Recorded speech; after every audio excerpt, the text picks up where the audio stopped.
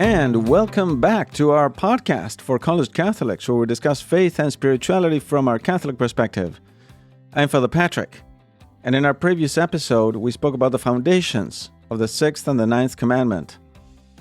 They are the commandments that indicate that you shall not commit adultery, and you shall not covet your neighbor's wife. Of course, these commandments are a summary that include many other obligations of the spiritual life of each Christian faithful. And they also imply a positive call to the love of God and of our neighbor. So they imply an understanding of the human nature as created by God in His own image and as male and female, called to form a society based on the unit of the family, built on the foundation of the sacrament of marriage. And marriage is an institution created by God as a stable union between a man and a woman for life. The 6th and the 9th commandments also imply a vocation or call to live out the virtue of chastity, each person according to their state in life. That is, some within marriage, some being single in the world, some people as consecrated to God in religious life or in the priesthood. Each one will live the virtue of chastity according to their own duties and their own vocation. This virtue of chastity implies a growth in the integrity of the person, that is, an organic growth of the person with all its faculties and virtues. And at the same time, chastity implies a completeness of the gift of self, either to another person in marriage or to God through consecrated life. So these commandments that tell us not to commit impure actions and not to consent to impure thoughts have a lot to do with the growth of our personality as children of God, called to love God above all and our neighbor as ourselves, while practicing always the virtue of chastity in its different forms. So, as a foundation for the explanation of the sins against these two commandments, let me read you what the compendium of the Catechism says about the virtue of chastity in the life of every Christian. By the way, the compendium of the Catechism of the Catholic Church is a book published by Pope Benedict XVI while he was Pope, although he prepared it while he was a Cardinal Ratzinger. And it's a summary of the Catechism put in question and answers. So it's much easier to read and shorter. So I sometimes refer to the compendium of the Catechism, and that's a really helpful book to have. So you can look up this text in Numbers 488 and 489 of the compendium. We read there, chastity means the positive integration of sexuality within the person. Sexuality becomes truly human when it is integrated in a correct way into the relationship of one person to another. Chastity is a moral virtue, a gift of God, a grace, and a fruit of the Holy Spirit.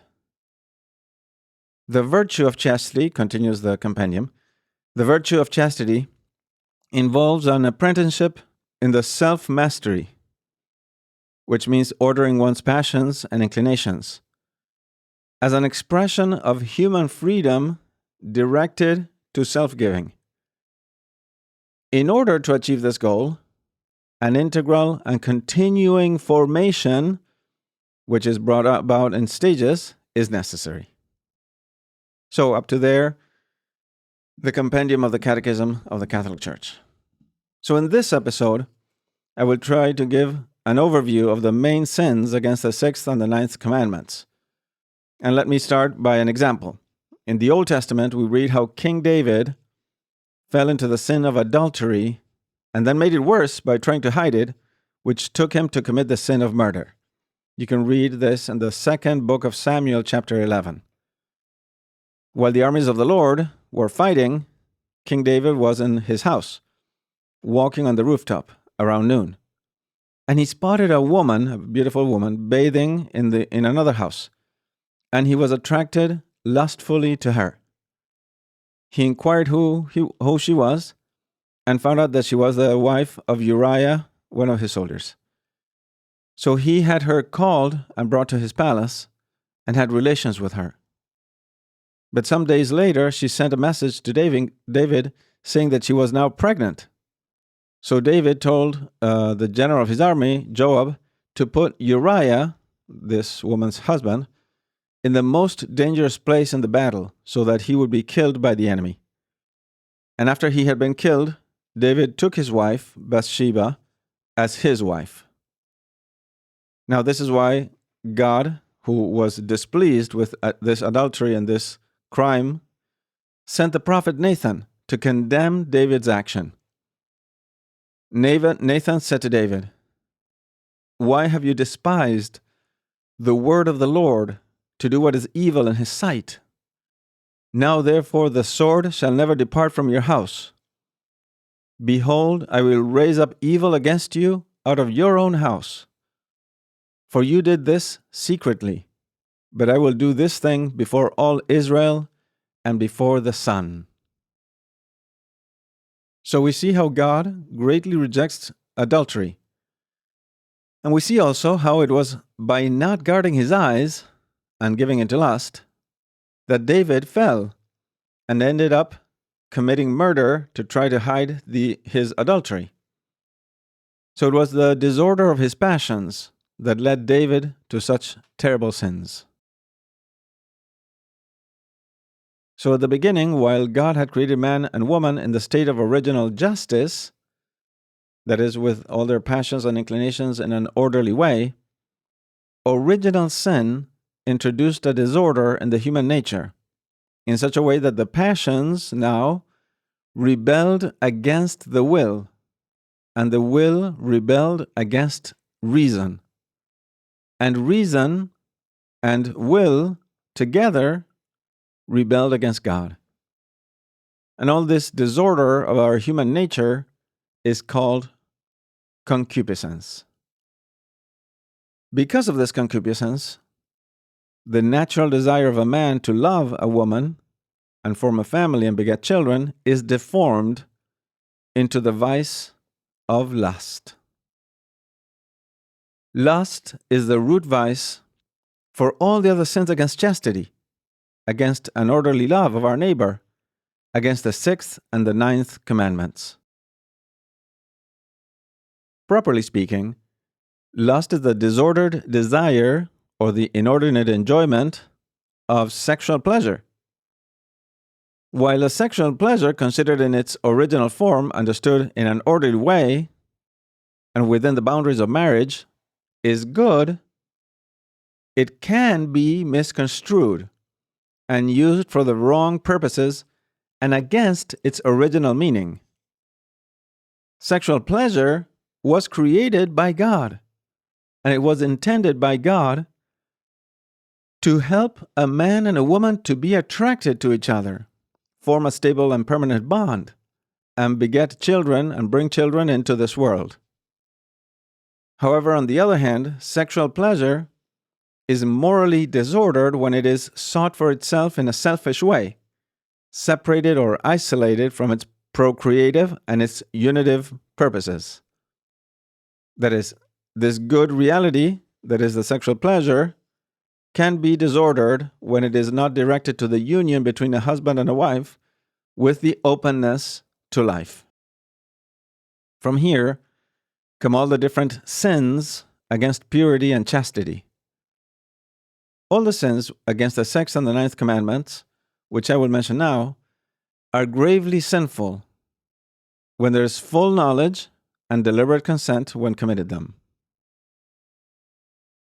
So one of the most common sins against chastity today is the sin of pornography, which implies on the one hand producing and on the other hand viewing or consuming images, sounds, or videos which are real or simulated that portray sexual acts between other people, which are displayed deliberately to third parties.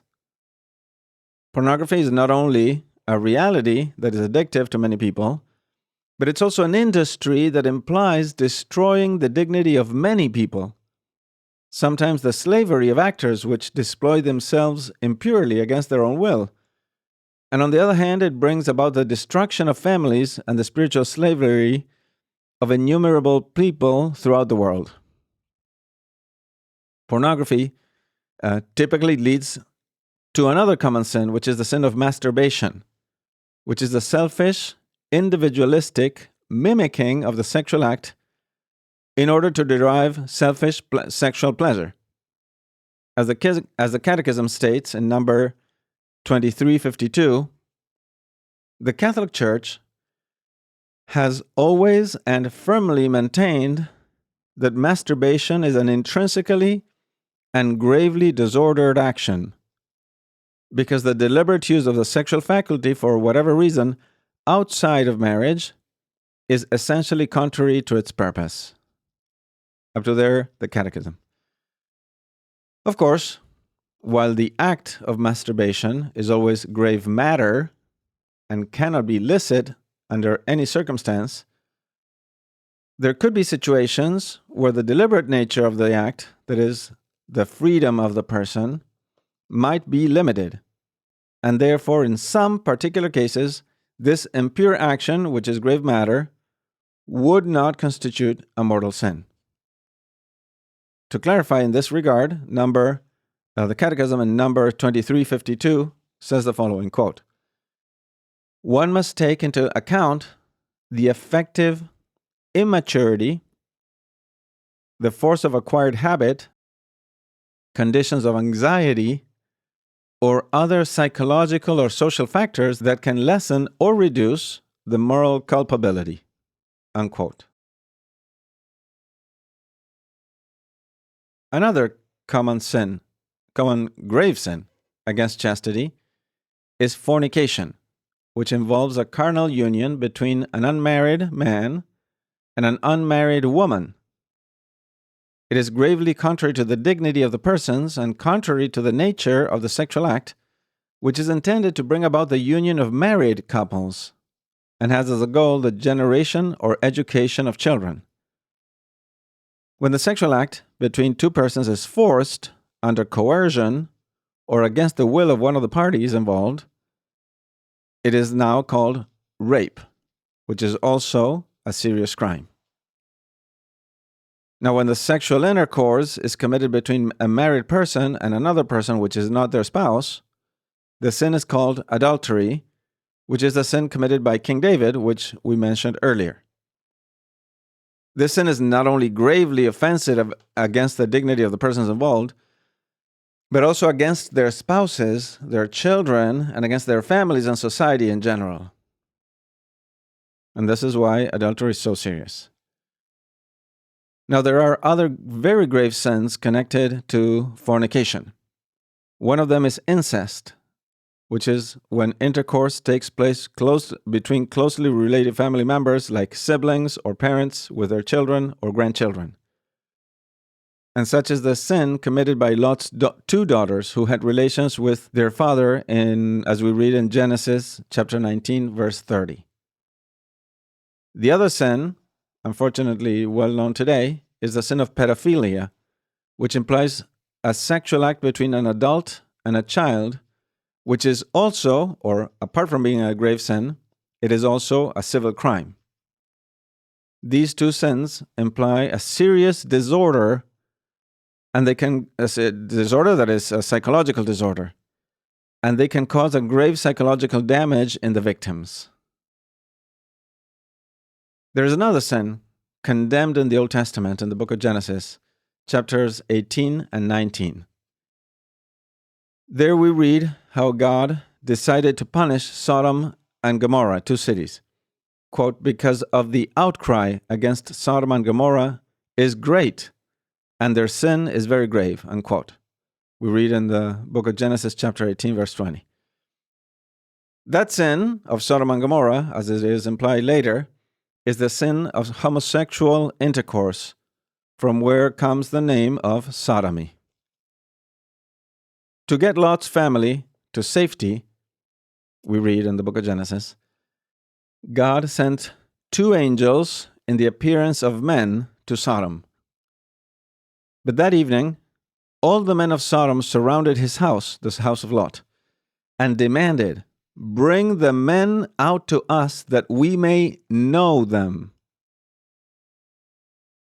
As Lot was afraid for the men's safety, Lot himself came out alone and pleaded with these men of Sodom not to act so wickedly.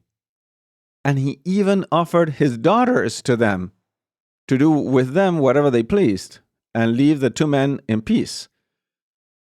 But they were not interested in the girls. They wanted the visiting men. So the visiting angels, that had the appearance of men, pulled Lot into the house and struck all the men of Sodom with blindness, and helped Lot and his family escape the destruction of the city. So the sin of sodomy, which involves some homosexual acts, is unquestionably condemned in the scriptures and the tradition of the church. Homosexual acts, or any sexual intercourse between two persons of the same sex, is considered gravely sinful, and it is also against the nature of the sexual act. Now, while being attracted to people of one's own sex is disordered, it is not in itself sinful, the attraction itself. What is sinful is to act impurely or sexually according to those same-sex attractions. In this regard, the Catechism states the following in number 2357. Homosexuality refers to relations between men or between women who experience an exclusive or predominant sexual attraction toward persons of the same sex. Basing itself on sacred scripture, which presents homosexual acts as acts of grave depravity, Catholic tradition has always declared that homosexual acts are intrinsically disordered. They are contrary to the natural law. They close the sexual act to the gift of life. They do not proceed from a genuine affective and sexual complementarity. Under no circumstances can they be approved. And in number 2359 of the Catechism, we read that the people with same-sex attractions are called to live in chastity. They should strive to attain inner freedom, and with the help of prayer and the sacraments, they should gradually but resolutely strive to holiness. Now, another sin, a different sin, of chastity, which the Catechism also calls a social scourge, is the sin of prostitution, which involves paying or receiving money in order to have some type of sexual intercourse. This sin seriously attempts against the dignity of the human person, as it reduces the people involved to a mere object of pleasure, like an element, an instrument that can be disposed of. Now, while the sin itself, the act itself, is always gravely sinful and scandalous, its imputability to some persons can be attenuated or reduced because of social pressure or destitution or blackmailing. A possible case or example of this attenuation of gravity of this sin of prostitution can be seen in the play Les Miserables, where Fantine, one of the main characters, is left in complete destitution and has to do anything she can to support her little daughter Cosette. She first works in a factory under strenuous conditions, but then she's fired precisely for having an illegitimate child, which is Cosette. And because of that, she's forced to sell whatever she has to earn some money for her daughter, to support her daughter, because her daughter otherwise is going to die. So she ends up selling her hair, even her teeth, and finally her body. And in this process of despair, she falls ill and eventually dies. So the matter of the sin of prostitution is, of course, still grave, and we cannot condone it. But her culpability in that sin might be reduced by the duress and the dire conditions of life in which she found herself. As you may have seen, then, there are some of the sins we mentioned that are against purity in general, even among people who are single. and other sins that are against marriage. That is, impure sins that are not only against purity, but also against the purpose of marriage. In this sense, there's a typical question that I get from young people, and that is sex good or is it bad? Of course, that is a tricky question because the answer depends of what circumstances we're talking about. In that sense, a better question would be, is a respectful marital act between a husband and a wife that is open to life morally good? In that case, the answer is yes. But if you ask, is a sexual act between a boyfriend and a girlfriend morally acceptable? The answer to that is no. To understand this, we need to understand the nature of the sexual act. Human sexuality, just as the sexual acts, are created by God, and therefore in themselves, they are good. The marital act is intended to achieve two goals: the union of the spouses and the potential generation of children. They are not just for pleasure, nor to satisfy a human biological instinct. As the Catechism states in number 2361, the marital act, which is proper to the spouses, concerns the innermost being of the human person as such. It is realized in a truly human way only if it is an integral part of the love by which a man and a woman commit themselves totally to one another until death. And there the Catechism is quoting Familiaris Consortio, number 11, which is an encyclical of John Paul II. So when these marital acts are performed within marriage to bring about the union of the spouses in respect or love with one another, and they are open to life, then they are good and holy. And even the sensual pleasure and enjoyment experienced is also good and willed by God. The spouses' sexual union in an environment of mutual respect achieves the twofold end of marriage: the good of the spouses and the transmission of life, or at least the openness to the transmission of life. So one is fidelity and the other is fecundity. Fidelity and fecundity, or fertility, fidelity and fertility, if you want to call it, are two goods of marriage, and therefore two qualities that must be present in the marital sexual act. So because of this, there are many more sins, let's say, and attitudes which go against the integrity of marriage, which we will address in our next episode, so we can deal with them more attentively and in depth. So that will be all for today. Thank you so much for accompanying me during this time. Please share this episode with your friends and leave a review in Spotify or Apple Podcast or in YouTube. Hope to see you next time.